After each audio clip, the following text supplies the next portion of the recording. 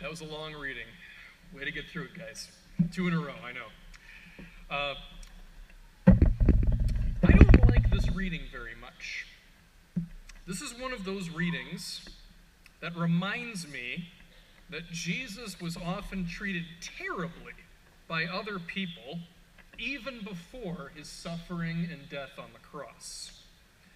To recap this gospel as swiftly as I can, it's so long you might not have quite grasped the story, and that's okay.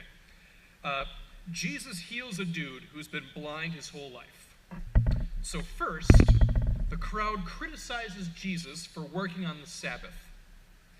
Then, the people say that they don't believe that the healing was real, all right?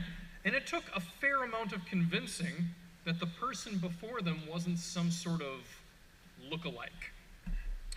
A stunt double, you might say. Then, there were threats of being expelled from the synagogue if anyone supported Christ.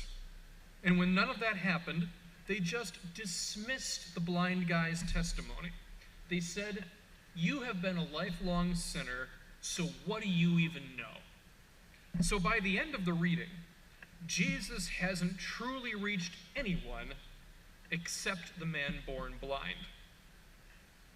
And you know, it just sounds like so much work. All that abuse, all that argument for the sake of one person. He dealt with accusations and belittlements at every angle, and all of it was nothing more than one communal reaction to a good deed. If I were in Jesus' place, I never would have lasted that long. Never. The story would have ended with me screaming at the crowd, "I was just trying to be nice.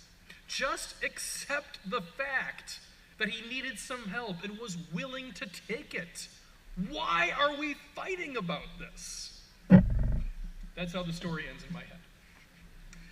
Now, I am sure that many of you here today know that feeling, all right? You don't need to be a miracle worker to have a bunch of people scoff at your good works. In fact, it would seem like there are plenty of people in the world who delight in nothing more than bringing other people down, no matter what. I'm willing to bet almost half of you are thinking of your boss right this second. But remember, we're not really talking about making a mistake and taking flack for it. There are times in life when we deserve some criticism and some complaint. It comes along with the fact that none of us are perfect. But even so, aren't there way too many moments in life where any one of us can do our very best with pitiful reactions from others? It's disheartening. It's the sort of reaction that chips away at other people's hope. And a fantastic little piece of advice comes to mind from Life's Little Instruction Booklet: never take away someone's hope. It might be all they have left. Saint Hildegard, in a way, comes to mind in this context. Saint Hildegard was just recently fully canonized as saint in 2012.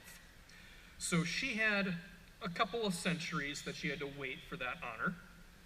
But she was brilliant in matters of faith and science and art and administration. She was a great leader, along with all the things she was good at that didn't require anybody else. I mention her today because she's just a great role model for everybody. I probably should start with that. She's a great role model. I mention her today because she did things in life that made other people not happy with her for one reason or another. And she had the conviction of purpose to stay the course. She refused to turn away from God simply because other people demanded it so. So she was like Jesus in this reading. She did the right thing, even when it cost her some measure of popularity.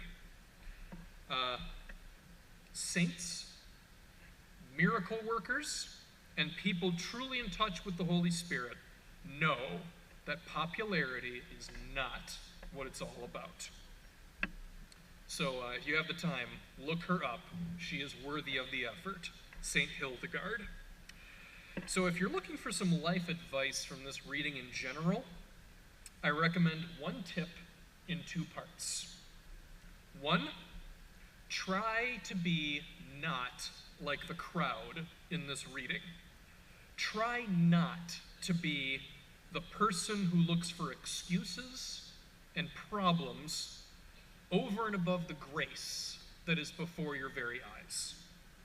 It seems likely that everyone is tempted to act that way from time to time, so resist it when it's there. And 2, believe in yourself when you're doing God's work. Because even when the crowds mock you and disbelieve you and try to talk you down, remember that your struggle in that moment is a struggle you share with Christ himself. And thus, Christ himself will raise you up and carry you to victory and success through whatever the world is dishing out as a mere reaction to the presence of the Holy Spirit.